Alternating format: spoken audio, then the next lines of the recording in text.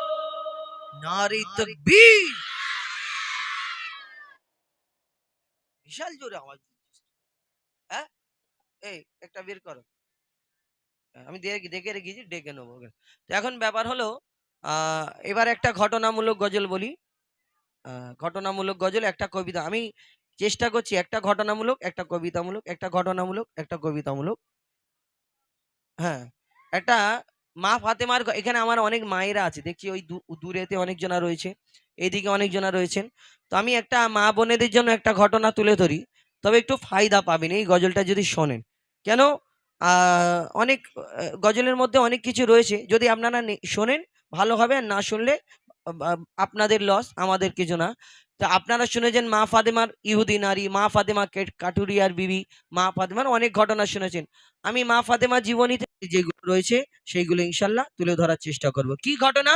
একদিন হাজরাতে আলী, মা ফাতেমা, হাজরাতে আলী যুদ্ধে যাবে বলে রেডি হচ্ছে, যুদ্ধে যাবে বলে রেডি হচ্ছে, যা কিছু লাগে মা ফাতেমা হাতে হাতে দিচ্ছে। আমাদের স্বামীদের হাতে আমরা মাঝে মধ্যে কাজ করি না, তো মা ফাতেমা হাতে হাতে সব রেডি করে দিচ্ছে, যোগান দিচ্ছে। কিন্তু মা ফাতেমা যখন যোগান দেবার পরে, তখন সেই হাজরাতে আলী যখন যুদ্ধে যাবে রেডি হয়ে গেছে, তখন স্বামী মা ফাতেমা একটা আবদার করলেন হাজরাতে আলীকে। কি? যে স্বামী গো, আপনি যখন যুদ্ধে যাচ্ছেন, যুদ্ধ থেকে ফিরে আসার সময় আমার জন্য একটা নতুন জামা আনবেন, নতুন কাপড় আনবেন। কেন? আমি যে জামাটা পরি এত তালি দেওয়া হয়ে গেছে, এই তালি দেওয়ার মতো আর জায়গা নেই, যদি আপনি আনেন তাহলে বড় খুশি হব। এই কথাটা শোনার পরে হাজরাতে আলীর মনটা খারাপ হয়ে গেল। এই মন খারাপ হওয়ার কারণটা, এই খবরটা আমার দয়ার নবীর কাছে পৌঁছে গেছিল, আর আমার নবী বড় কান্না করেছিল। আমার নবী এই কথাটা শোনার পরে মা ফাতেমার বাড়িতে 3 দিন যায়নি। একদিন, দুদিন, 3 দিন যায়নি। কি ঘটনা হয়েছিল মন দিয়ে শুনতে হবে, কবি ছন্দের মাধ্যমে অতি মূল্যবান কথাই লিখছে, দেখুন। স্বামীর মনে মা বোনেরা ব্যথা দিও না, আমার নবীর ঘোষণা। স্বামীর মনে মা বোনেরা ব্যথা দিও না, আমার নবীর ঘোষণা। ঘটনা শোনো মা ফাতেমার, ঘটনা শোনো মা ফাতেমার। স্বামীর মনে মা বোনেরা ব্যথা দিও না, আমার নবীর ঘোষণা। ঘটনা শোনো মা ফাতেমার, ঘটনা শোনো মা ফাতেমার। কি ঘটনা শুরু হয়? মন দিয়ে শুনবেন, মনে মনে গাল দেবেন না আমাকে। ভালো লাগলে নেবেন, নালে ফেলে দেবেন। অনেকজনা কষ্ট পায় আমার এই কথা শুনে। কবি ছন্দের মাধ্যমে লিখছে, দেখুন। ওই যুদ্ধ করতে যাবে আলী, হাতে নিল তলোয়ার। যুদ্ধ করতে যাবে আলী, হাতে নিল তলোয়ার। মা ফাতেমা স্বামীর কাছে করলো এমন আবদার, মা ফাতেমা স্বামীর কাছে করলো এমন আবদার। যুদ্ধ থেকে ফেরার পথে আসবে যখন ঘরে, একটি নতুন কাপড় কিনে আনবে আমার তরে, একটি নতুন কাপড় কিনে আনবে আমার তরে। এই কথা শুনে হযরত আলী বড়ই দুঃখ পায়, এই কথা শুনে হযরত আলী বড়ই দুঃখ পায়। যদি আমি শহীদ হয়ে যাই, কে আনবে বলো কাপড় তোমার, কে আনবে বলো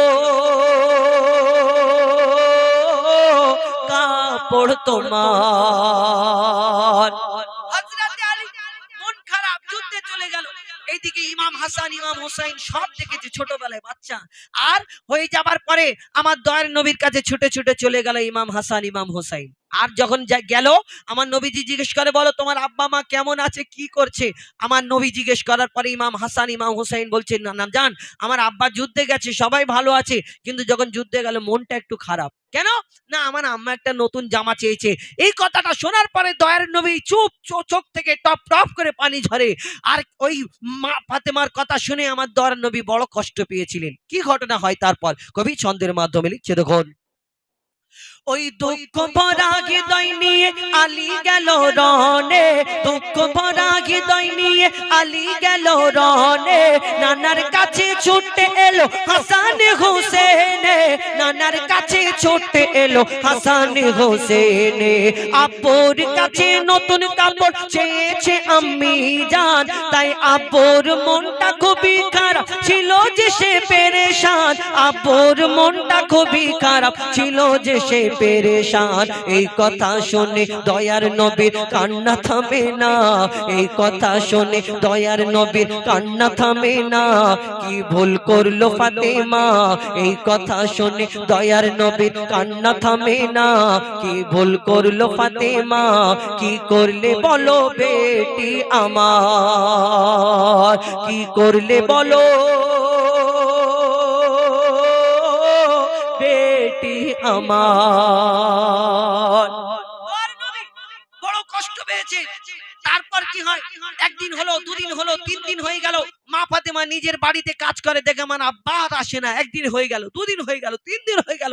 আমার আব্বা আমাকে প্রত্যেকদিন দেখতে আসে, খোঁজ খবর নিতে আসে। এখন আমার স্বামী নেই, আমার বাড়িতে কেন আসে না? মা ফাতেমা 3 দিন পরে ছুটে ছুটে নবীজির ঘরের সামনে গিয়ে দেখে, দাঁড়ায়। আর আমার নবীজি যেই মেয়েকে না দেখে থাকতে পারতেন না, মা ফাতেমা সামনে দাঁড়িয়ে আছে, অন্যদিকে দয়ার নবী তাকিয়ে আছে। কি ঘটনা হলো তারপর কবি ছন্দের মাধ্যমে লিখছে, দেখুন।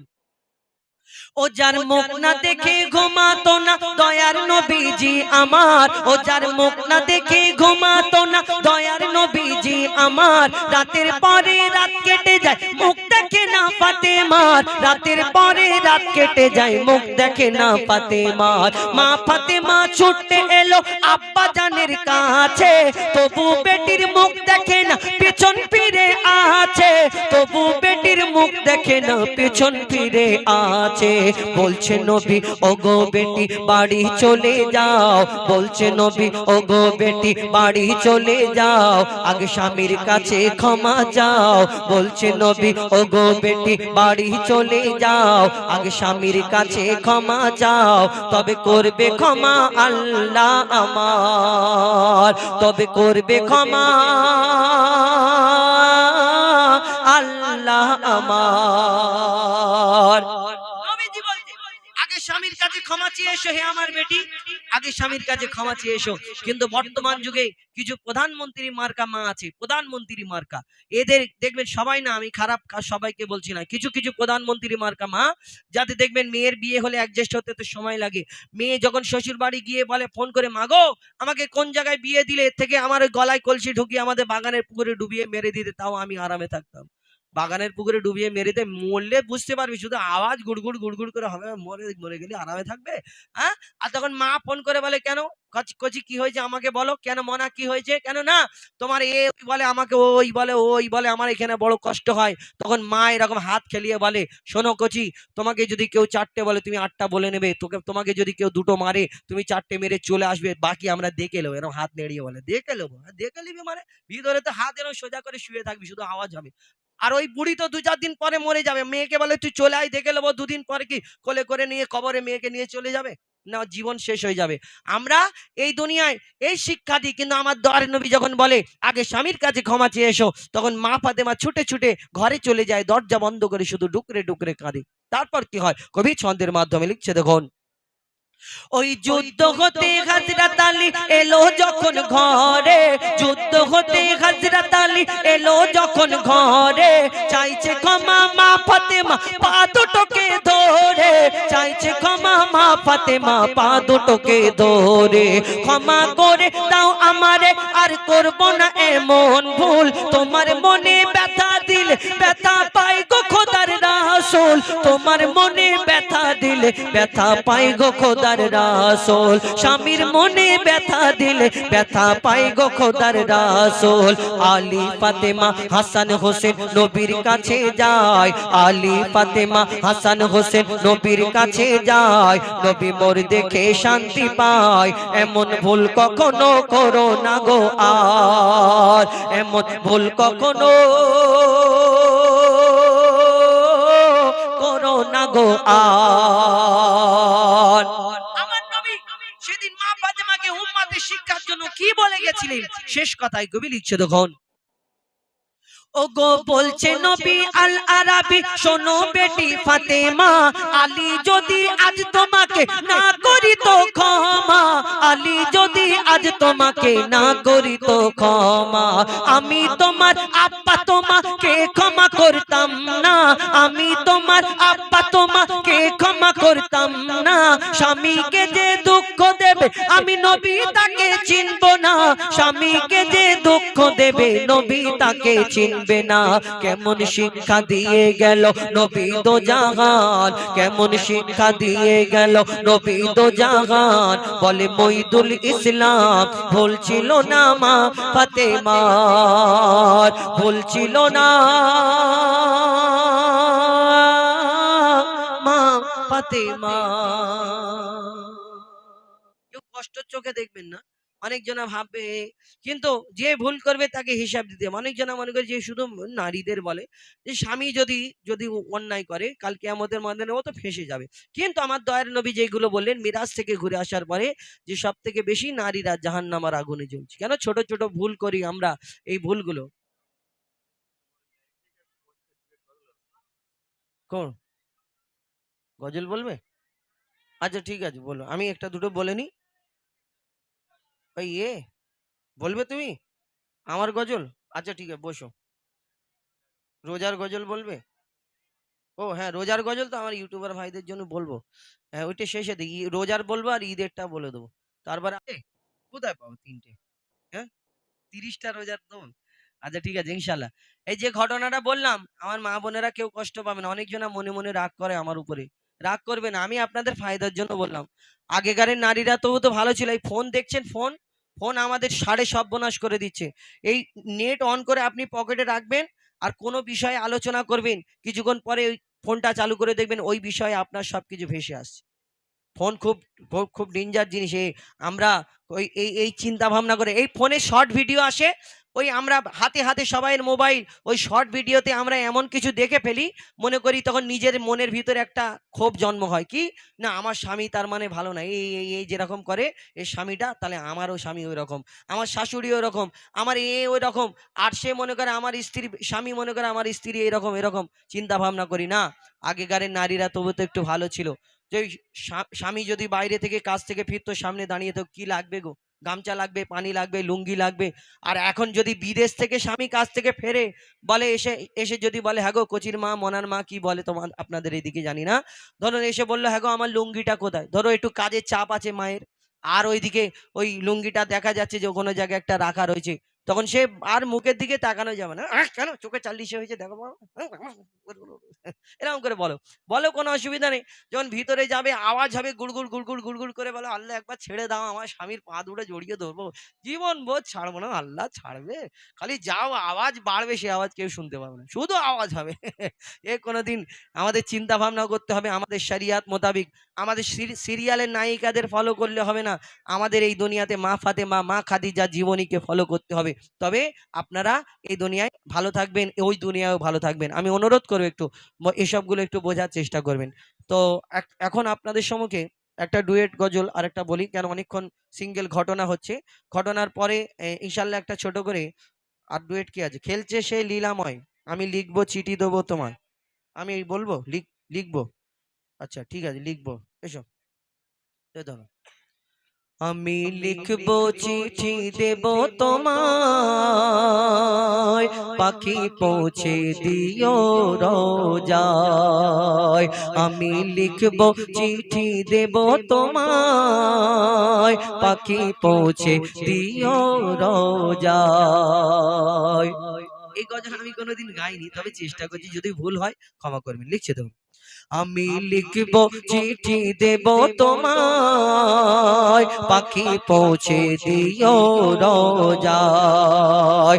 আমি লিখব চিঠি দেব তোমায়, পাখি পৌঁছে দিও রোজায়। আমি থাকব বসে আশা,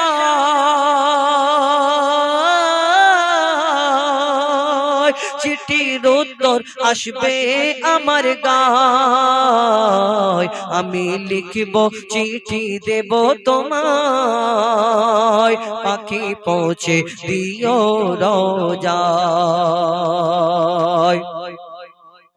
কবে আসবে মদিনার পায়গাম, গায়ে মাখবো হাজিদের এহরাম। কবে আসবে মদিনার পায়গাম, গায়ে বাঁধবো হাজিদের এহেরাম। কবে আসবে আমি ঘুরবো মদিনার চারিপাশ, আমি ঘুরবো মদিনার চারিপাশ। দু চোখে দেখবো সবজে গুম্বাদ, আমি লিখবো চিঠি দেব তোমায়, পাখি পৌঁছে দিও রোজায়। আমি লিখবো চিঠি দেব তোমায়, পাখি পৌঁছে দিও রোজায়। চিঠির উত্তর যদি গোনা পাই,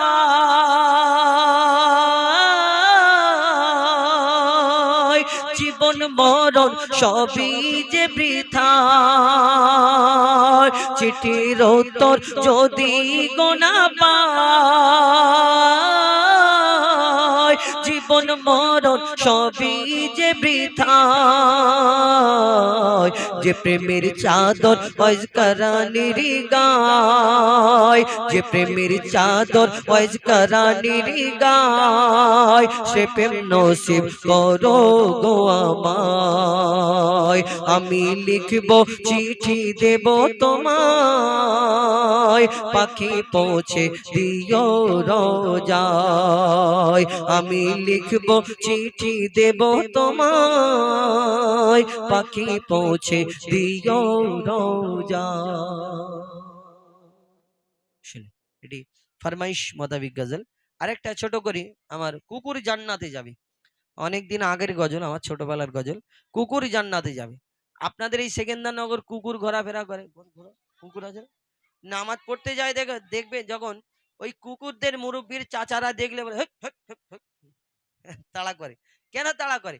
জানে এই কুকুরটা নাপাক, আর কুকুর যদি আমাদের পোশাকে লেগে যায় তাহলে আমরা কি করি, ওই পোশাকটা পরে আর নামাজ পড়ি না। একটা খোটকা লাগে, অনেক এর ভিতরে ব্যাপার আছে। কিন্তু কুকুর যদি নাপাক হয়, আবার কুকুর জান্নাতে যাবে। এবার যদি বলো কোথায় লেখা আছে, কোরআনে লেখা আছে, আবার কুকুরের নাম সহ। আপনি ভাবছেন এই সেকেন্দারনগরে যে ওই ভোরের বেলায় যে হু হু করে কাঁদে ওই কুকুরগুলো, ওরা জান্নাতে যাবে? না, কোন কুকুর জান্নাতে যাবে? এই এই যে আর এবং এই গজলে আরো কিছু রয়েছে। এই গজলে রয়েছে ঈসা আলাইহিস সালাম ধরনীর বুকে একদিন আসবে, আর আসার পরে সবাই আস্তে আস্তে দলে দলে মুসলমান হয়ে যাবে শেষ জামানায়। দাজ্জালের আবির্ভাব হবে, তখন ঈসা আলাইহিস সালাম দুনিয়াতে আসবেন। কোথায় এসে নামবেন? এই আপনাদের সেকেন্দারনগর আমাদের মেডিয়া বুরুজ না, তানার হাতে কি থাকবে? কোনো স্পেশাল আল্লাহ তোপ দেবে যে কলমা পড় সব নাই ঢাই ঢাই করে মেরে দেবো? না, কি তানার হাতে থাকবে? সবাই কলমা পড়ে মুসলমান হয়ে যাবে। কি থাকবে? আরো কিছু রয়েছে। এই গজলটা অনেক তথ্যমূলক গজল, তবে একটু মন দিয়ে শুনতে হবে। আমার ছোটবেলার গজল লিখছে, দেখুন।